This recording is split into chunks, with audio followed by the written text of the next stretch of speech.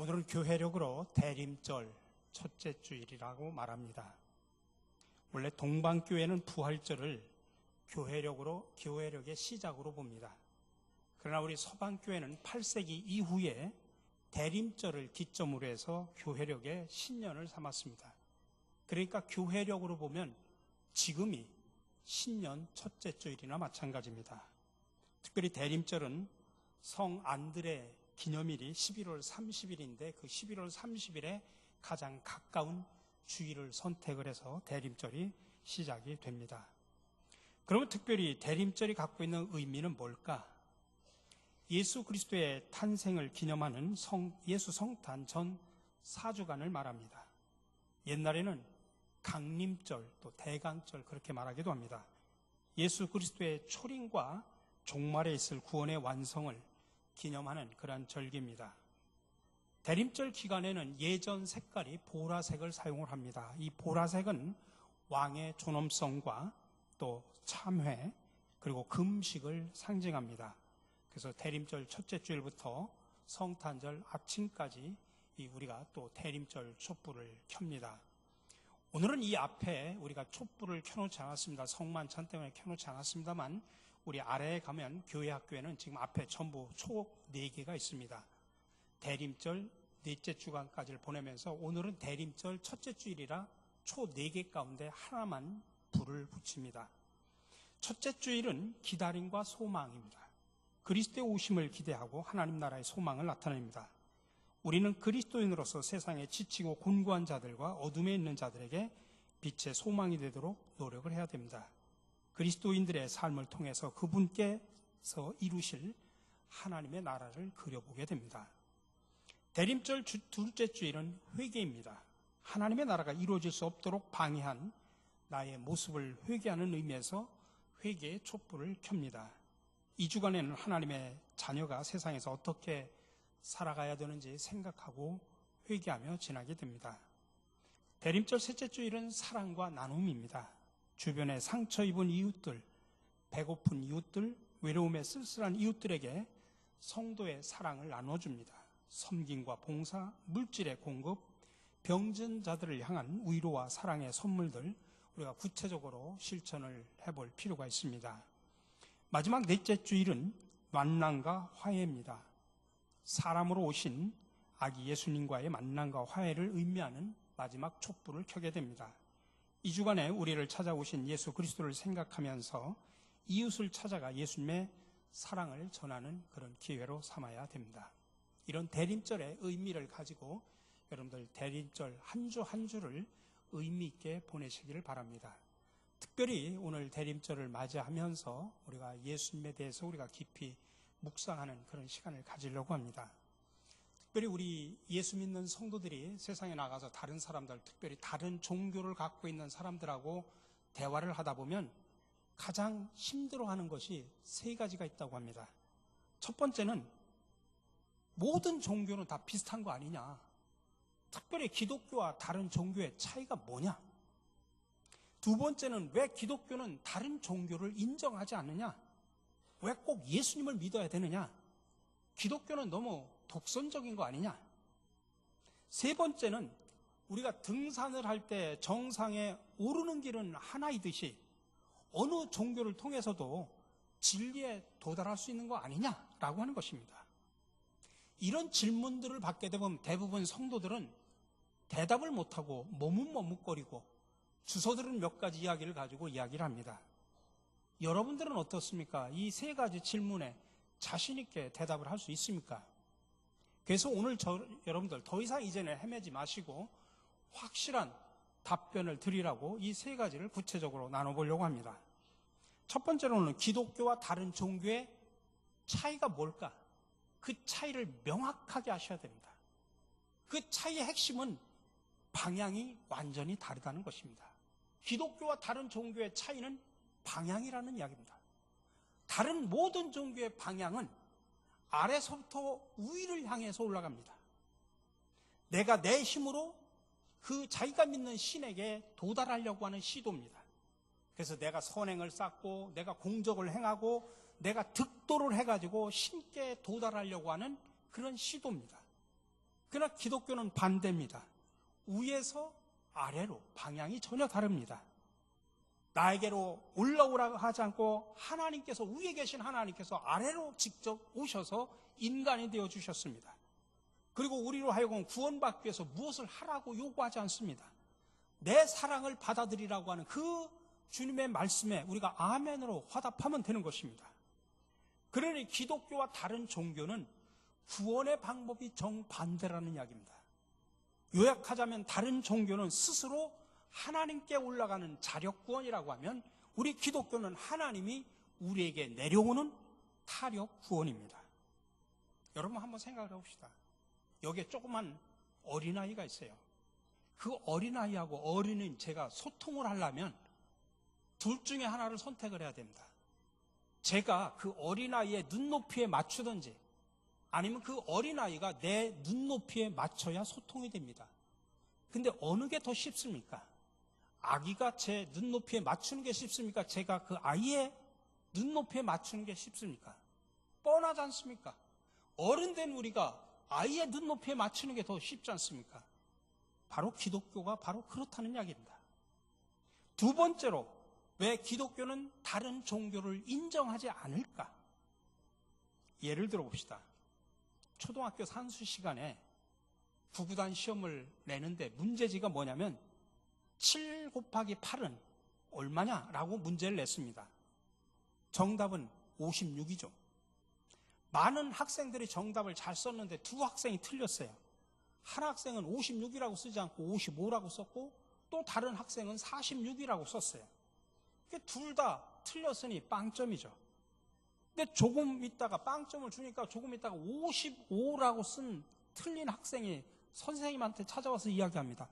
아니 선생님, 저는 그 정답에서 1밖에 안 틀리고 저 아이는 정답에서 10이나 틀렸는데 어떻게 둘 다 빵점입니까? 근데 선생님의 대답은 명확합니다. 정답은 56 딱 하나뿐이다. 그러므로 하나를 틀렸던 열을 틀렸던 틀린 건 틀린 것이다. 여러분, 많은 사람들이 이야기합니다. 다른 종교에 대해서도 관용을 가져야지, 왜 기독교가 독선적이냐, 그런 태도는 잘못된 것 아니냐라고 묻지만, 여러분, 이것은 관용에 대한 문제가 아닙니다. 정답을 아느냐 모르느냐의 문제지 관용에 대한 문제가 아니라는 이야기입니다. 56이 정답인 것을 알면 다른 대답은 아무리 비슷해도 다 틀린 겁니다. 근데 예를 들어서 제가 정답을 몰라요. 그럼 다른 것을 향해서 맞았다 틀렸다고 나도 모르니까 말할 수 없는 것이죠. 여러분, 그러니까 이것은 관용에 대한 문제가 아니라 정답을 아느냐 모르느냐의 문제라는 이야기입니다. 마지막 세 번째로는 정상에 오르는 길은 하나지 않느냐라는 것입니다. 그렇습니다. 산의 정상은 하나밖에 없죠. 제일 높은 곳이 정상이죠. 어느 산을 가든지 그 산의 정상은 하나밖에 없습니다. 그러나 올라가는 길은 다양하죠. 이쪽 길로도 갈 수 있고 뒷길로 갈 수도 있고 다양한 길로 올라갈 수 있습니다. 그건 맞는 이야기입니다. 근데 그 이야기를 종교에다가 대입시켜서는 안 된다는 이야기입니다. 왜 그러냐면 정상, 모든 종교에서 말하는 그 정상, 그 신은 똑같지 않기 때문입니다. 기독교가 말하는 신과 불교가 말하는 신, 무당들이 말하는 신하고는 전혀 다르다는 이야기입니다. 그들이 주장하는 진리의 내용과 성격이 완전히 다르기 때문에 아무 길로나 올라가면 똑같이 정상에 오른다? 그건 말이 되질 않는다는 이야기입니다. 다신교라든지 종교 혼합주의를 신봉하는 사람들이 그런 방법을 많이 사용합니다만은 우리 하나님을 믿는 사람들은 여기에 속아 넘어서는 안 됩니다. 어떤 신을 만나려면 그 신이 제시하는 그 길을 가야 되는 것입니다. 그런 의미에서 종교는 담이 둘린 집과 마찬가지라고 말할 수 있습니다. 그래서 예수님은 뭐라고 이야기했냐면 나는 양의 문이라고 했습니다. 양이 그 우리 속에 들어가려면 문을 통과하지 않으면 안 됩니다. 다른 곳은 다 막혀 있으니까요. 그 문만으로 들어가야 됩니다. 마찬가지로 예수님을 통과하지 않으면 하나님 아버지께로 들어갈 수 없다고 하는 것입니다. 그래서 요한복음 14장에서 예수님은 분명하게 말씀하셨습니다. 내가 곧 길이요 진리요 생명이니 나로 말미암지 않고는 아버지께로 올 자가 없느니라. 근데 그 길은 많은 길 중에 하나가 아니라는 이야기입니다. 예수님이 말한 이 말씀은 내가 바로 그 길이다. 다른 길이 없다. 내가 아버지께로 가는 유일한 길이다라는 그런 뜻입니다. 그러니 여러분, 그런 다신교적인 개념에 속지 마시고 또 기독교를 여러분 스스로 독선이라고 생각하지 마시고 예수 믿는 것을 가장 최고의 인생의 축복인 줄로 믿으시기를 바랍니다. 특별히 오늘 대림절 첫째 주일을 맞이하면서 예수님께서 탄생하신 성탄절이 다가오고 있습니다. 근데 오늘은 이 성탄절이 어떻게 변질되고 또 성탄절의 본질은 뭐고 또 어떻게 성탄절을 제대로 회복할 수 있는가에 대해서 말씀을 드리려고 합니다. 성탄절의 본질의 모습을 봅시다. 성탄절에 대한 다양한 입장들이 있습니다. 첫 번째로는 이 성탄절 크리스마스에 대한 공격입니다. 지금 미국에서는 영국은 이미 오래전부터 됐습니다만은 메리 크리스마스, 성탄 인사에 메리 크리스마스라는 말을 공적으로 사용할 수가 없습니다.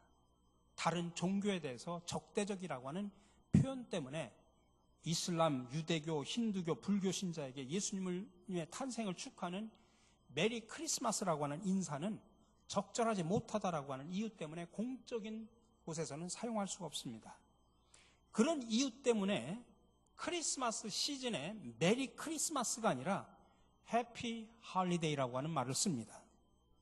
그 전에 전 미국 대통령인 버락 오바마 대통령이 2016년 백악관에서 마지막 보내는 크리스마스 카드에다가 뭐라고 썼냐면 메리 크리스마스 대신 버락 오바마 대통령도 전 대통령도 독실한 기독교인이었습니다. 근데 그가 메리 크리스마스라고 쓰지 않고 해피 할리데이스라는 말을 썼습니다. 오죽하면 그 다음 대통령인 트럼프 대통령이 후보 시절에 내가 집권하면 크리스마스라는 용어를 회복하겠다라고 선언을 해가지고 당시에 보수 기독교인들의 지지를 받기까지도 했습니다. 또 하나는 이와 정반대의 현상입니다. 지금은 여러분 우리나라에서 성탄절이 다른 종교로부터 축하를 받기도 합니다. 조계종에 가면 성탄절 이 시즌에 아마 서울 조계종에 가면 여러분 저 곧 보게 될 것입니다만은 아기 예수 탄생을 축하합니다라는 그런 현수막이 걸려 있습니다. 제가 다니던 학교가 수일이 있는데 그 위에 보면 바로 화계사라는 절이 있습니다. 그 화계사라는 절에도 성탄절 시즌이 되면 현수막을 걸어 놓습니다. 아기 예수의 탄생을 축하합니다라고 그렇게 타 총교에서도 그렇게 환영하는 그런 현상도 있습니다. 또 하나는 크리스마스에 상업합니다. 여러분 크리스마스 트리, 카드, 선물, 산타클로스 막 이런 것들이 마치 성탄절의 주인공처럼 돼가고 있습니다. 여러분 시장이나 백화점에 가면 교회보다 더 현란하고 화려합니다. 근데 이런 세 가지 현상의 공통점이 뭔지 아십니까? 크리스마스가 변질되어 가고 있다고 하는 것을 단적으로 보여주는 것입니다. 자, 그렇다면 크리스마스의 본질은 무엇일까요? 크리스마스는 예수라는 아기 탄생을 축하하는 것이 크리스마스의 본질이 아닙니다. 베들레헴에서 탄생하신 그 아기, 그분이 바로 약속된 메시아라고 하는 것 우리가 고백하고 기념하고 축하하는 것입니다. 하나님이 모든 사람들을 위해 구원자 그리스도를 이 땅에 사람으로 보내셨음을 고백하고 우리가 그것을 축하하고 그것을 전파하는 것, 이게 바로 성탄절의 본질입니다. 그렇기 때문에 성탄절을 우리가 바로 지키기 위해서는 예수와 그리스도의 관계를 정확하게 하셔야 됩니다. 예수는 무엇이고 그리스도는 뭐고 이 둘 관계는 뭘까? 이게 기독교의 가장 기본적인 진리를 이해하는 본질입니다. 그래서 우리가 이걸 바로 알아야 올바른 기독교인으로 살아갈 수 있습니다. 그럼 첫 번째, 예수는 누굴까요? 예수는 사람 이름입니다. 이광수, 누구 하듯이 사람 이름이 예수예요. 그때 예수라는 이름은 흔했어요. 예수예요. 사람이에요. 근데 그 다양한 예수 가운데 구체적으로 인간의 모습을 가지고 유대 땅 베들레헴에 태어난 그분, 하나님의 약속대로 육신이 되어 세상에 태어난 그분, 다윗의 후손으로 이 땅에 오신 그 예수, 여러 예수 가운데 바로 그 예수를 말하는 것입니다. 자, 그럼 그리스도는 무엇일까요? 그리스도는 헬라어입니다. 헬라어 발음으로는 크리스토스라고 표현합니다. 기름 부음을 받은 자라는 뜻입니다. 이 헬라어를 히브리어로 번역하면 메시아라는 뜻입니다. 십자가에서 죽고 부활하셔서 우리를 구원하신 바로 그분을 말하는 것입니다. 그러므로 우리가 예수를 믿는다라고 할 때 그 말은 무슨 뜻이냐면 예수가 그리스도다라는 말을 믿는다라는 뜻입니다. 그래서 우리가 예수 믿는 사람을 뭐라고 표현하냐면 그리스도인이라는 표현입니다. 예수가, 그 아기 예수로 태어난 그 예수가 우리 인간을 구원할 그리스도이시다, 메시아이다 라고 고백하는 것, 그게 바로 예수 믿는다라는 말의 뜻입니다. 그래서 우리가 성탄절에도 세례를 줍니다만 세례 줄 때 뭐라고 이야기합니까? 예수를 그리스도로 믿는 누구에게 내가 성부와 성자와 성령의 이름으로 세례를 주노라, 그렇게 말을 합니다. 우리에게 예수님은 당연히 그리스도입니다. 그래서 예수 그리스도라고 말합니다. 여러분, 기독교의 최초의 복음 전도할 때 전도의 내용이 뭔지 아십니까? 사도행전 9장 22절에 나옵니다. 예수를 그리스도라 증언하여. 예수는 그리스도입니다. 이렇게 전하는 것이 복음 선포의 최초의 이야기라 이 말씀입니다. 그러니 이제 우리는 성탄절을 바로 회복해야 됩니다. 오늘 우리가 읽은 이 본문 말씀은 예수님의 제자들이 예수님한테 질문한 내용입니다. 오늘 23절에 보니까 세상 끝에는 무슨 징조가 있으리까? 여기에 대해서 예수님이 자세하게 설명한 것이 24장, 25장의 내용입니다. 그래서 마태복음 24장과 25장을 감람산 설교라고 그렇게 통칭 말하는데 그 설교의 핵심은 뭐냐면 예수님이 말한 종말론입니다. 그럼 종말의 가장 특징이 뭘까? 종말이 되면 자칭 그리스도다, 자칭 구원자다라고 하는 사람들이 등장을 해가지고 수많은 사람들을 미혹한다고 하는 것입니다. 그런 우리에게 예수님은 경고합니다. 23절, 26절에서 말합니다. 보라, 그리스도가 여기 있다 혹은 저기 있다 하여도 믿지 말라. 26절에 그러면 사람들이 너에게 말하되 보라, 그리스도가 광야에 있다 하여도 나가지 말고 보라, 골방에 있다 하여도 믿지 말라. 광야에 있다고 하도 나가지 말고 골방에 있다 해도 믿지 말라. 이 말이 무슨 뜻일까? 이 말을 좀 상황을 이해해야 이 말이 이야기됩니다. 당시에는 두 가지 사상이 있었는데 하나는 뭐냐면 메시아가 오시는데, 메시아가 나타나는데 어떻게 나타나냐? 한 부류는 이런 생각을 했습니다. 메시아는 광야에서 나타날 거다. 메시아는 예루살렘 이 안으로 오는 게 아니라 저 광야에 나타날 것이다라는 그런 사상이 있었습니다. 그래가지고 그때 당시에 한 종파 가운데 쿰란 종파라는 우리 기독교 한 부류가 있었는데, 그래서 쿰란 종파 사람들은 광야에 나가서 거기다가 수도원을 짓고 그 굴 속에서 거기서 다시 오실 메시아를 기다렸다 이 말씀이에요. 그러니까 그리스도가 광야에 있다 해도 나가지 말라라고 하는 것이 쿰란 종파들을 두고 하는 이야기입니다. 보라, 골방에 있다 해도 믿지 말라. 또 반대로 어떤 사상이 있었냐면 메시아는 숨어 있다는 믿음도 있었습니다. 그러니까 골방에 있다는 말은 숨어있는 메시아상을 반영하고 있는 말입니다. 근데 예수님께서는 이 두 가지 사상, 이 두 가지 믿음에 대해서 모두 부정을 하셨습니다. 근데 그럼에도 불구하고 많은 기독교인들이 왜 이런 유혹에 자주 빠질까요? 24절에서 명확하게 말합니다. 거짓 그리스도들과 거짓 선지자들이 일어나 큰 표적과 기사를 보여 할 수만 있으면 택하신 자들도 미혹하리라. 그리고 이어서 이렇게 말합니다. 결론적으로 말합니다. 28절에서 주검이 있는 곳에는 독수리들이 모일 것이다. 주검이 있는 곳에 독수리들이 모일 것이다 라고 하는 이 말은 당시에 떠돌던 격언입니다. 그래서 예수님은 이 격언을 활용해가지고 종말에 대해서 결론적으로 말합니다. 시체들이 있는 곳에 독수리가 호련히 나타난다. 그런 것처럼 예수님의 재림도 호련히 그렇게 임할 것이다 라는 것을 말하는 것입니다. 우리 사랑하는 성도 여러분, 정말로 갈수록 점점 더 거짓 그리스도들과 거짓 예언자들이 일어나서 큰 표징과 기적을 일으키면서 할 수만 있으면 우리 믿음의 사람들을 홀릴 것입니다. 그리고 예수 그리스도의 정체성을 공격하게 될 것입니다. 그러므로 우리는 항상 깨어 있어야 되고 말씀을 통해서 바른 분별력을 가져야 됩니다. 그러므로 성탄절의 본질 회복으로 해서 우리가 분명히 알아야 되는데, 성탄절은 예수가 그리스도이며 그리스도가 아기 예수로 오신 것을 기념하는 절기입니다. 그 예수를 그리스도로 예배하는 것, 이게 바로 성탄절의 본질입니다. 그러니 우리가 성탄절을 기다리면서 해야 될 것은 예수와 그리스도의 관계 설정을 정확하게 하는 것입니다. 이것을 신학적으로 좀 영어로 표현하면은 예수 그리스도는 크라이스트가 아니라 더 크라이스트라는 이야기입니다. 크라이스트는 여러 신 가운데 하나가 아니라 바로 더 크라이스트, 그분, 유일한 그리스도라는 것입니다. 우리가 몇 가지 선물이나 교환하고 불우한 이웃들을 돕는 것 중요하지만 그게 성탄절의 본질은 아니라는 것입니다. 예수가 유일한 그리스도입니다. 예수가 바로 우리를 구원할 그리스도입니다 라고 고백하는 겁니다. 따라서 합시다. 예수가 유일한 그리스도이다.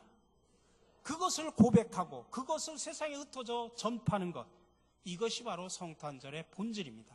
본질을 바로 깨닫고 예수 그리스도를 고백하며 살아가시는 저와 여러분들이 되시기를 간절히 바랍니다. 대림절 첫째 주일을 맞이하여 성탄절의 의미를 바로 알게 하시니 감사를 드립니다. 이 시대 변질된 성탄절을 회복하여 우리가 먼저 예수가 우리의 유일한 그리스도이십니다라고 바른 고백을 하게 하시며 세상에 흩어져 참된 구원자이신 예수 그리스도를 전하는 자들이 되게 하옵소서. 인간의 구원을 위해 아기 예수로 이 땅에 오신 예수 그리스도 이름으로 기도드립니다.